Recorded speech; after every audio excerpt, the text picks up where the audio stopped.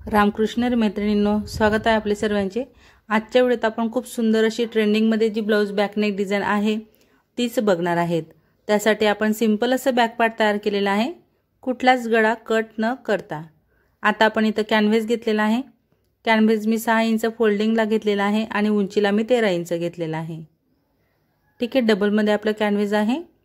आता सर्वप्रथम आपण इथे गळा रुंदीची मार्किंग करणार। वरती 2 इंच गळा रुंदीला घेतला। गळा उंचीला मी 7.5 इंच घेतलेला आहे।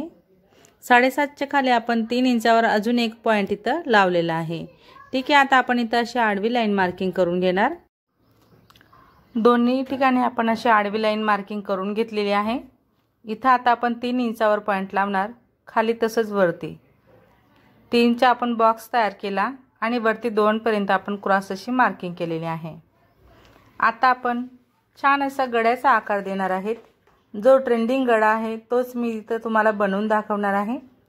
तर खूप सुंदर आणि एकदम युनिक असा गळा आपण इथे बनवून घेणार आहोत। तर स्केलच्या मदतीने आपण एकदम स्ट्रेट लाईन करून घ्यायचा आणि मग हलकासा राऊंड शेप द्यायचा। आता मी 3 चा बॉक्स केला तरी देखील मला असं वाटत होतं की थोडा आपण ट्रायंगल छोटा करू, पण तो जास्तच छोटा झाला। तर आपण बरोबर 3 चा संपूर्ण बॉक्सचा वापर इथे केलेला आहे। एकदमच क्रॉस मध्ये मार्किंग केली म्हणजे खाली आपला ट्रायंगल एकदम छान असा इथे तयार झालेला आहे। बघू शकता।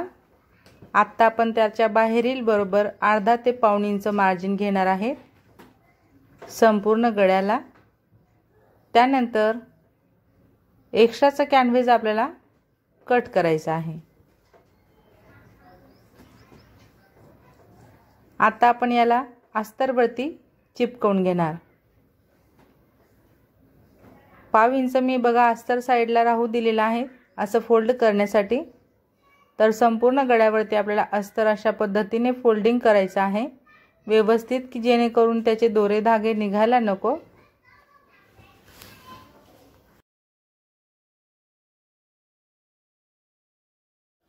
आता आपण बघा आपलं हा जो काही गळ्याचा ठसा तयार झाला त्याचा आपण सेंटर पॉइंट काढलेला आहे। तसंच बॅक पार्टच्या देखील सेंटरला आपण कट लावला। बॅक पार्टची सीधी बाजू आहे, सीध्या बाजूवरून आपण हा ठसा ठेवून घेणार आहोत। पिना लावून सेट करायचा आहे आणि जी मार्किंग केलेली आहे त्याच गळ्याच्या मार्किंग वरून आपल्याला टिप टाकायची आहे। इथे आता बघा कॉर्नर घ्यायचा आहे आपल्याला। बरोबर मस्त एकदम सुई थांबवायची, दाब उचलायचा आणि मग फिरवायचा। असे आपल्याला कॉर्नर छान पैकी इथे घ्यायचे आहेत।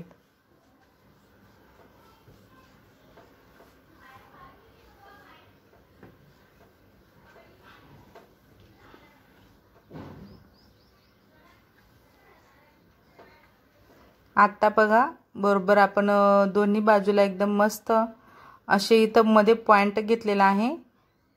जॉईंट न करता आपण मधून कट लावणार आहेत। दाखवते तुम्हाला। अगदी फक्त 5 इंचाचा गॅप मी इथे ठेवलेला आहे, की जे आपण फक्त कात्रीने तिथे कट लावू एवढाच गॅप मी तिथे ठेवलेला आहे। जास्त गॅप आपल्याला ठेवायचा नाहीये, फक्त 5 इंच। थोडंसं 5 इंचाहून थोडा कमी कापड आपल्याला तिथे शिल्लक राहू द्यायचा असतो आणि मग संपूर्ण आतमध्ये जो वेस्टेज पार्ट आहे तो आपण इथे कट करून घेणार आहोत। सांभाळून कट करायचं, कारण आपण एवढ्या मेहनतीने गळा तयार केलेला आहे। तर जसा आपण आकार दिलेला आहे तसाच यायला हवा, याला खूप महत्त्व आहे। आता प्रत्येक कॉर्नरमध्ये मी कट लावणार आहे। जिथे जिथे कॉर्नर तयार झालेले आहे तिथे कट लावायचे आहेत।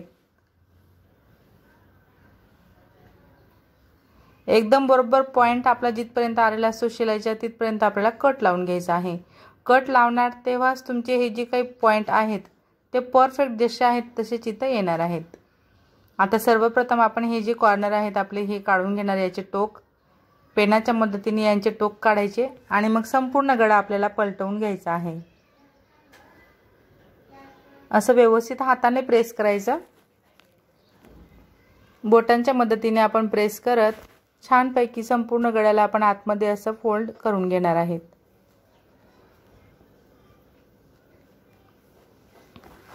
तर आज मी तुम्हाला ही जी बॅक नेक डिझाइन दाखवते, या ब्लाउजचं संपूर्ण कटिंग आणि संपूर्ण फ्रंट पार्ट कशा पद्धतीने स्टिचिंग केलं जातं याच्यावर मी सविस्तर व्हिडिओ बनवलेला आहे।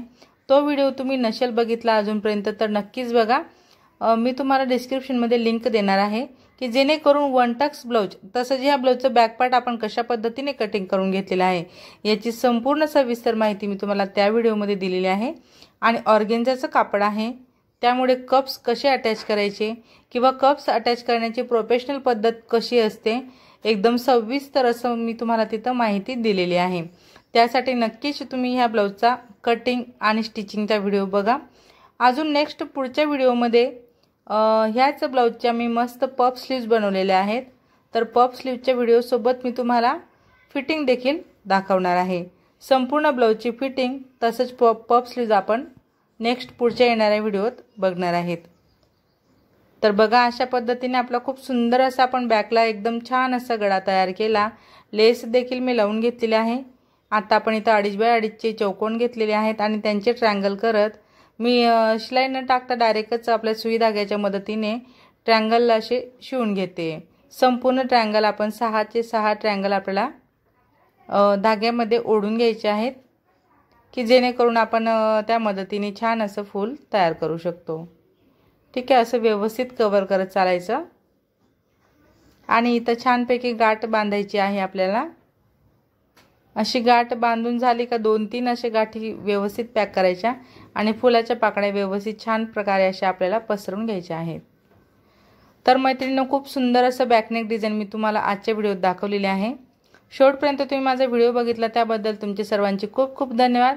असेच माझे व्हिडिओ बघत चला व मला सपोर्ट करा। आजचा व्हिडिओ आवडला असेल, थोडासा जरी फायदेशीर वाटला असेल तर व्हिडिओला लाईक करा, शेअर करा, कमेंट करा। चॅनलवर नवीन असणार तर चॅनलला सबस्क्राइब करा, सोबत बेल आयकॉन क्लिक करून ऑल सेट करा रोजचे असे छान छान व्हिडिओ पाहण्यासाठी। चला तर मग भेटूया आपण पुढच्या एक छान अशा व्हिडिओ सोबत आणि नवीन डिझाइन सोबत। धन्यवाद।